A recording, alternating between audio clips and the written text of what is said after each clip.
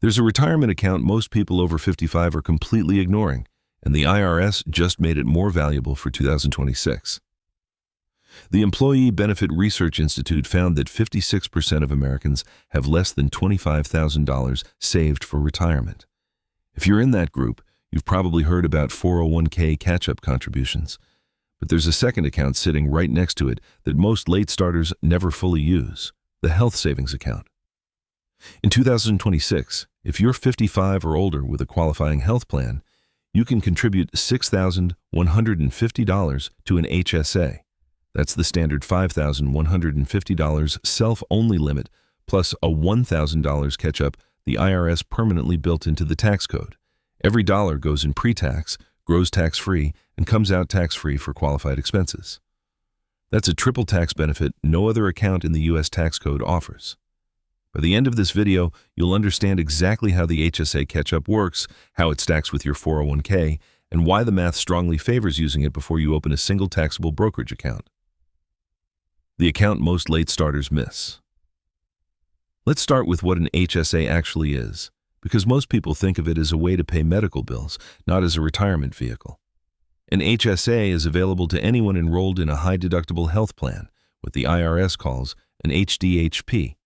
For 2026, the IRS defines a qualifying HDHP as a plan with a minimum deductible of $1,650 for self-only coverage or $3,300 for a family. If your health plan meets that threshold, you are eligible to contribute to an HSA. Here's the part most people miss. You're not required to spend your HSA dollars on medical bills right now. You can contribute, invest the money in mutual funds or ETFs inside the account, let it compound for years, and reimburse yourself later, including for expenses you paid out of pocket today. The IRS does not impose a deadline on reimbursements. Keep your receipts. That's the entire system. Fidelity estimates that the average couple retiring at 65 in 2024 will need approximately $165,000 in today's dollars just for healthcare costs in retirement, and that figure doesn't include long-term care. An HSA invested for a decade or more becomes a dedicated healthcare reserve that comes out completely tax-free. No other account in the tax code does that. What the 2026 numbers actually mean. Let's get specific about the 2026 contribution limits because the numbers changed and they matter. The IRS announced the 2026 HSA limits in May 2025 under Revenue Procedure 2025 to 19. The self-only contribution limit rises to $5,150.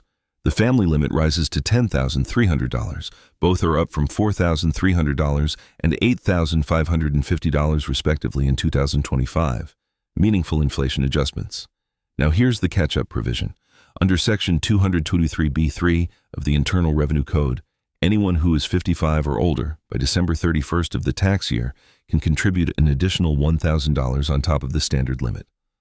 That $1,000 is not indexed to inflation. Congress set it as a flat dollar amount, but it is permanent. It doesn't expire.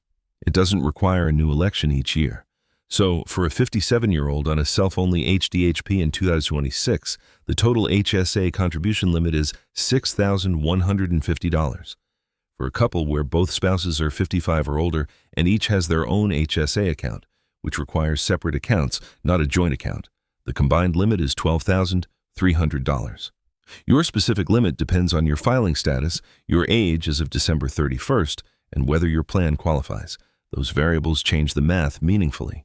One edge case that trips people up. If you switch from a family HDHP to self-only coverage partway through the year, your contribution limit is prorated by the number of months you were enrolled in each plan. The IRS uses what's called the last month rule. If you're enrolled in an HDHP on December 1st, you can contribute the full annual limit for that year. But you're then required to stay enrolled in an HDHP through the following December 31st. If you don't, the IRS will tax the excess contribution and add a 10% penalty. That's a trap worth knowing before you use the last month rule aggressively. Why the HSA beats a taxable account. Here's where the editorial position is clear. My take is this. If you're a late starter, choosing between putting additional savings into a taxable brokerage account or maxing your HSA first, the HSA wins. The math is not close. Here's a worked example. Suppose you're 57 in the 22% federal tax bracket and you have $6,150 to save above your 401k contribution. Option A is a taxable brokerage account. You invest $6,150 after tax, it grows at 7% annually, and when you sell, you owe capital gains tax, 15% for most people in that income range. Option B is the HSA. You get a federal deduction on the full $6,150, saving approximately $1,353 in taxes up front. That same $6,150 grows at 7% tax-free. You withdraw it tax-free for qualified medical expenses. Over 10 years at 7%, $6,150 grows to roughly $12,100. In the taxable account, you owe 15% capital gains on the $5,950 gain, about $893. Your net is approximately $11,207. In the HSA, you keep the full $12,100, and you also kept the $1,353 upfront deduction. The total advantage of the HSA in this example is over $2,200 on a single year's contribution. Multiply that across 10 years of catch-up contributions, and the gap becomes significant. Your bracket affects the exact numbers. Higher earners in the 24 or 32% bracket see an even larger upfront deduction benefit. I cover catch-up retirement strategy for late starters, and this comparison is one of the most consistently underused tools I see in this age group. The Medicare trap you need to know. Here's a hard stop that most articles bury in a footnote, and it matters enormously for people in their early 60s. Once you enroll in Medicare, any part of Medicare, you lose HSA eligibility immediately. You cannot contribute a single dollar to an HSA for any month in which you are enrolled in Medicare. This is not a gray area. Section 223B(7) of the Internal Revenue Code is explicit. The trap happens because Medicare enrollment rules are not intuitive. If you claim Social Security benefits before age 65, you are automatically enrolled in Medicare Part A when you turn 65. Even if you didn't ask for it, and even if you're still working and covered by an employer's HDHP. The moment that automatic enrollment kicks in, your HSA contributions stop being legal. Even more surprising, if you claim Social Security after 65, Medicare Part A enrollment can be retroactively applied up to 6 months back. That means contributions you made in those months become excess contributions subject to tax and a 6% excise penalty for each year they remain in the account uncorrected. The right move if you're 63 or 64 and still contributing to an HSA is to delay Social Security and coordinate carefully with a benefits specialist before you enroll in any part of Medicare. For people still working past 65 with employer coverage, there are strategies to delay Medicare Part B. But Medicare Part A enrollment at 65 is often automatic and free, so the interaction with HSA eligibility requires active planning, not passive assumption. Stacking the HSA with your 401k. Now let's connect this back to the 401k catch-up strategy that probably brought you here. For 2026, the standard 401k contribution limit is $23,500, according to the IRS.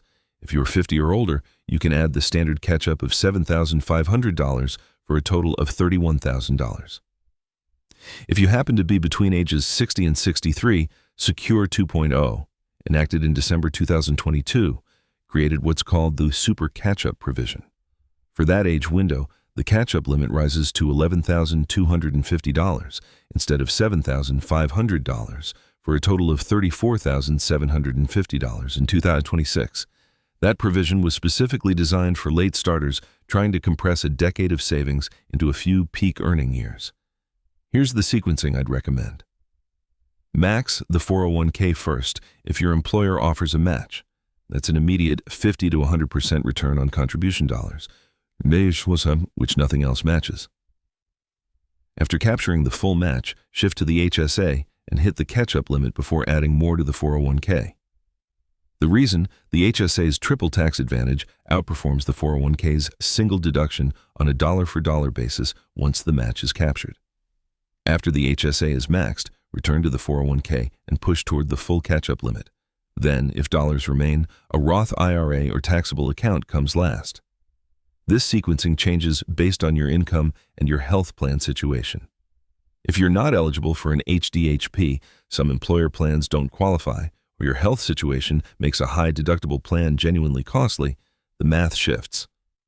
But for people who can access an HDHP without absorbing punishing out-of-pocket costs, this order consistently produces better after-tax outcomes. One more historical note worth having. HSAs were created by the Medicare Prescription Drug Improvement and Modernization Act of 2003. The catch-up provision was added specifically to mirror the logic already embedded in 401k and IRA rules. Older savers get a bonus window. Congress has not raised the $1,000 catch-up since 2004, which is actually an argument for using it aggressively now, because the real value of that $1,000 has eroded with inflation. Every year you delay using it is a year you lose it permanently. Disclaimer: I'm not a licensed financial advisor. This is general education, not personalized advice. Consult a fiduciary before acting. CTA. If this reframed how you think about HSAs, subscribe to Money After 50. We publish catch-up strategies specifically for people who are starting later than they planned and need clear, evidence-based answers. If there's a specific retirement question you'd like me to dig into next, whether it's Social Security timing, Roth conversions, or something you've seen in the news, drop it in the comments and I'll work it into an upcoming video. Subscribe so you don't miss the next one. This video may contain affiliate links. I only recommend tools I use personally.